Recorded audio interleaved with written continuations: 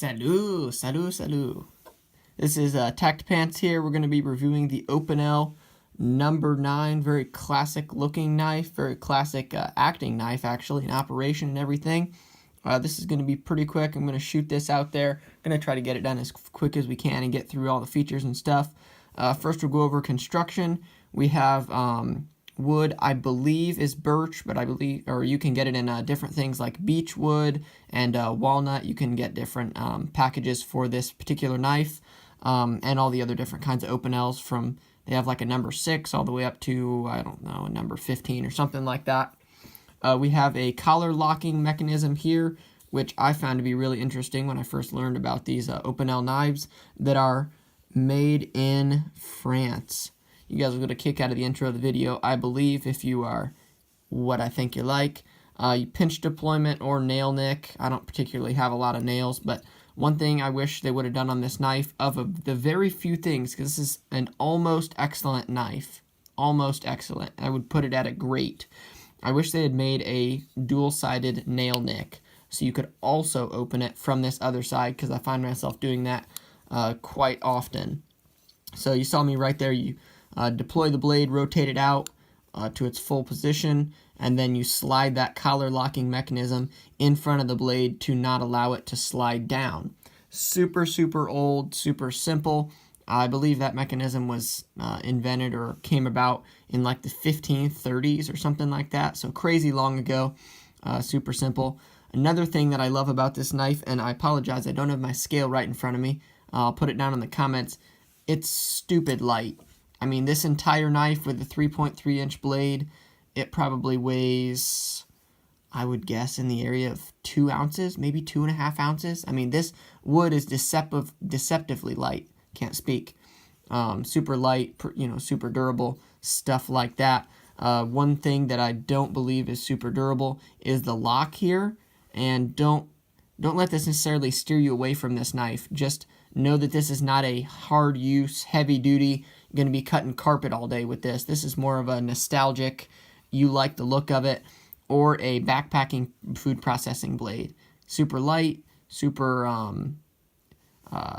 handy and slicey with this blade profile, full flat ground.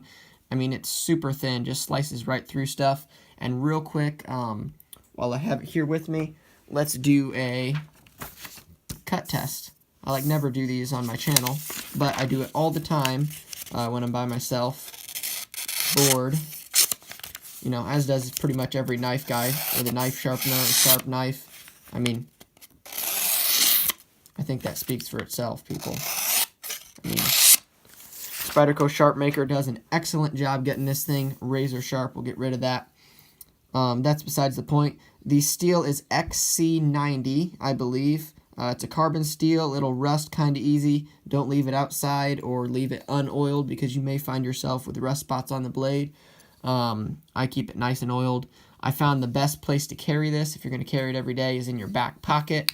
That kind of sits out of the way. Make sure you have the lock turned on, because if you drop it, it tends to deploy a little bit and it can poke you if you're not paying attention. Been there, done that.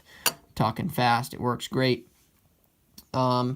Ergonomics and usability, kind of already went over features.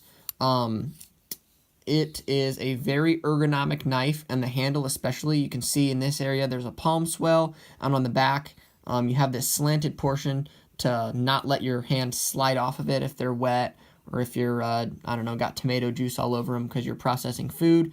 The one small, another small thing to the ergonomics would be this spine right here, where you would rest your thumb if you're really choked up on it, is not super, super ergonomic, I would say. What's the right way to put that?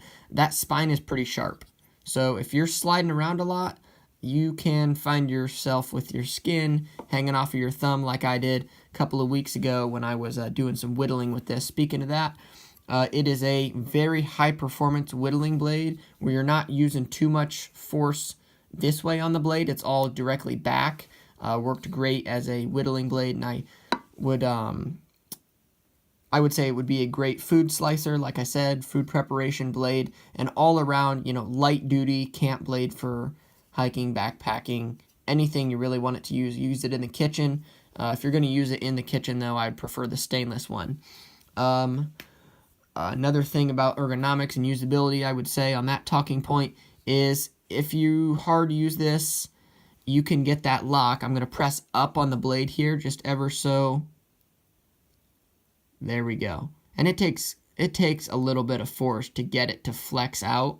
You can see that blade will slide up just a little bit, and it will not do that unless you're, like I said, putting some heavy stress on it and you know, using this in a manner which is not really designed for. It's meant to be a light duty, you know, kind of nostalgic type of blade. And probably the best thing about this knife, besides the design and the overall cool factor, because I think, in my personal opinion, I like tactical knives, but sometimes it's nice to have a little bit of a unfresh perspective, if you know what I'm saying. Something old, something new type of deal. Is that these things go for around $12-15. I mean, you can't go wrong. Pick a size or a flavor or a color or a style that you like and order it. Get it in a couple of days. If nothing else, throw it in your car so when you need to cut open the package that you got from McDonald's or Walmart or whatever, you can do that with some serious style. I really like this blade. I'm going to start putting the ratings in the videos because I always forget and just put them down in the comments. The Opinel number 9 is going to be a solid 9.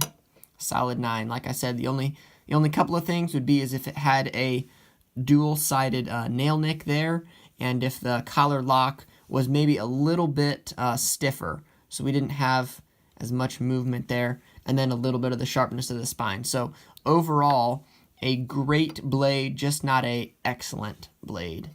So this is Tact Pants. That is my review of the Opinel number 9 carbon steel version. This is, you know, Tact Pants. I'll be signing off. You guys have a great day. Like, comment, subscribe if you want to, and I'll see you later.